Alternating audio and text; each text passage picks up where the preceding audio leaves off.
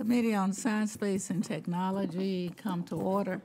Before I go to my statement, first let me say good morning, everyone, but I want to explain to you that I have nerve damage to my voice, my right vocal cord.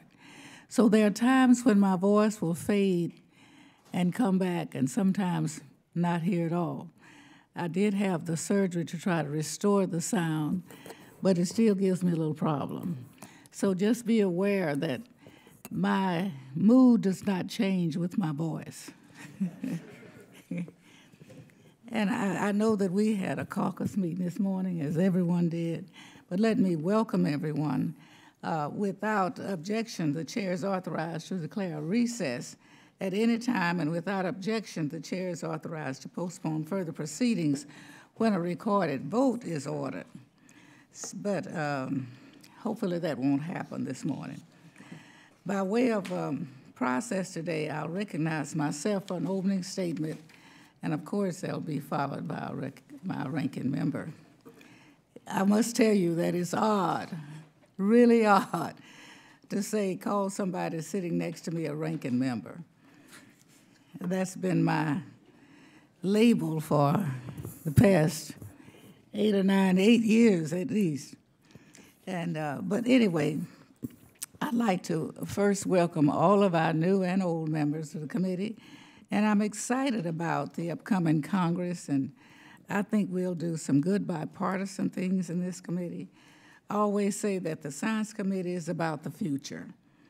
Of all the committees here in the House of Representatives, ours is the only one that truly examines the future in a profound way.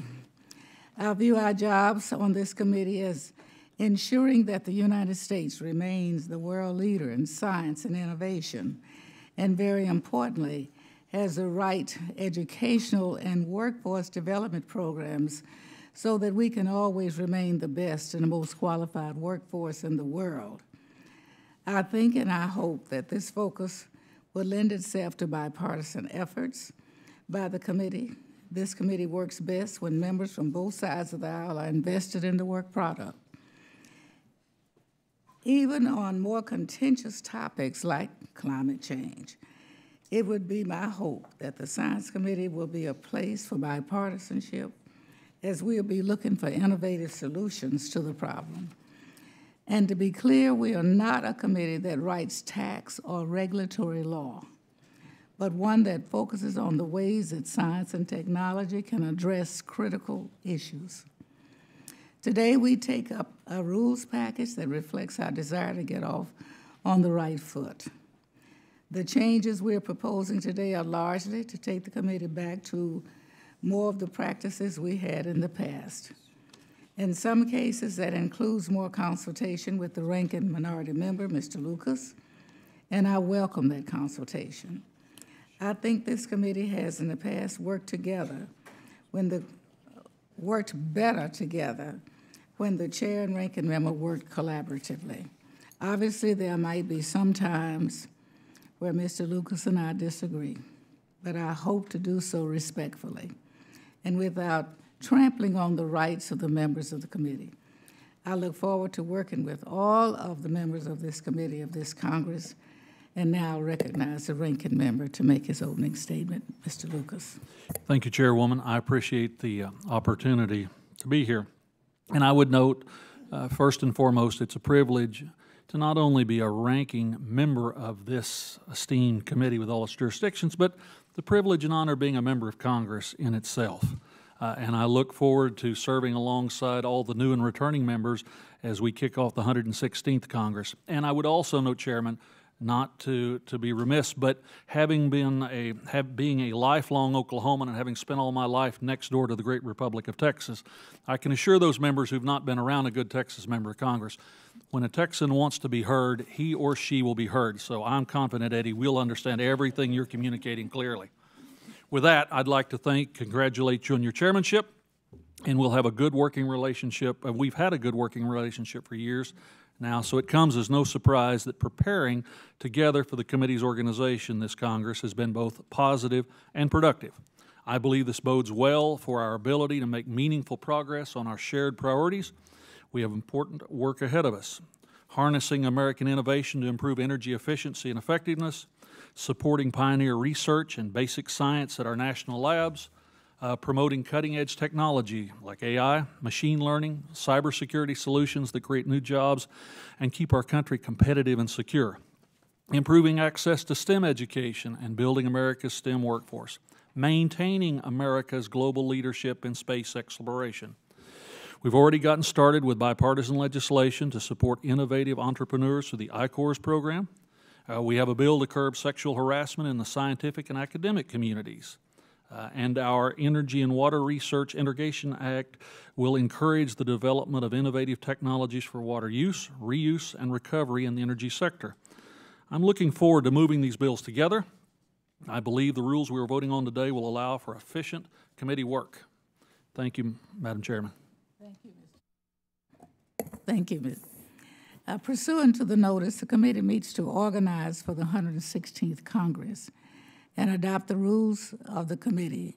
The clerk now will designate those rules. Rules for the Committee on Science, Space, and Technology for the 116th Congress. Rule 1, General. Application of rules. The rules of the House of Representatives. Without objection, the committee rules will be considered as read and open for amendment at this point. If there's no objection, so ordered. Are there any amendments to the rules? If not, I move the committee adopt the rules of the Committee on Science, Space, and Technology. All those in favor signify by saying aye. Aye. All those opposed, no. In the opinion of the chair, the ayes have it. And so now we will, the rules are adopted. I'd like to take a moment to recognize the new members of the committee on the Democratic side, and then I'll recognize Mr. Lucas for the same. First, we have Ms. Lizzie Fletcher. You raise your hand. Ms. Fletcher represents the 7th District, which serves Western Houston and its suburbs. She is a lawyer by profession and was the first woman partner at a major international law firm in Houston. She will be chairing the Environment Subcommittee in this Congress. Ms. Haley Stevens. Okay.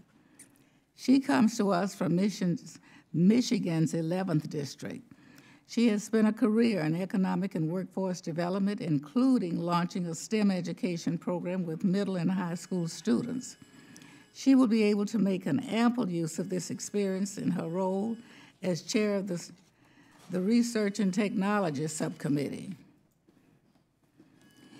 Next, Ms. Kendra Horn. Ms. Horn comes to us from Oklahoma. In her professional background, Ms. Horn once worked in aerospace industry, which will serve her well as the new chair of the Space and Aeronautics Subcommittee. Ms. Mika Sherrill represents New Jersey's 11th District. Ms. Sherrill was a former U.S. Navy helicopter pilot and more recently a federal prosecutor. She will be serving us as chair of the Subcommittee on Investigations and Oversight. Mr. Sean Caston joins us from Illinois' 6th District. He has a science and engineering background, so he should fit right in with this science committee.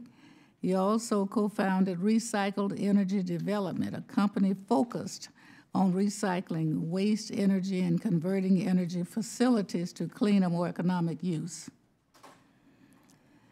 Ms. Katie Hill comes to us from California's 25th District, where she worked as Executive Director of PATH, or People Assisting Homeless, which is the largest homeless service organization in California. And next, we have Mr. Ben McAdams from the state of Utah. Prior to coming to Congress, Mr. McAdams was a lawyer, state senator, and more recently, the mayor of Salt Lake County. And finally, we have Ms. Jennifer Wexton from Virginia. She was previously a criminal prosecutor.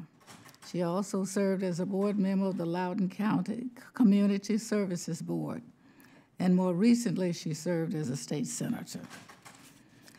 I'd also like to take a moment to welcome back to the committee Mr. Brad Sherman, who served on science before, and I'd also like to welcome Mr. Steve Cohen, who is new to the committee, certainly not to the Congress. And now recognize the ranking member to introduce his new members. Thank you, Madam Chair. We have an outstanding new and returning Republican members, and now that we've established the committee rules, we're ready to get straight to work. Our subcommittee leadership will be critical to this effort. Randy Weber, Texas, will serve as the ranking member of the Energy Subcommittee. Dr. Roger Marshall from Kansas will be heading up our Environmental Subcommittee. Jim Baird of Indiana, a freshman joining our committee, will be the lead on Research and Technology. Brian Babin, Texas, will serve as ranking member on Space and Aeronautics Subcommittee. And the Oversight Republicans will be led by Ralph Norman of South Carolina. Our returning members include Mo Brooks, Bill Posey, Andy Biggs, Dr. Neil Dunn, Michael Cloud, and Troy Balderson, who all have done tremendous work serving their constituents and enhancing our scientific sector. I'm happy to welcome Pete Olson back now that he's come to realize that he really missed the committee that he actually belonged with and should have stayed with a long time ago. So welcome back, Pete. You're a lucky fellow to get a second chance.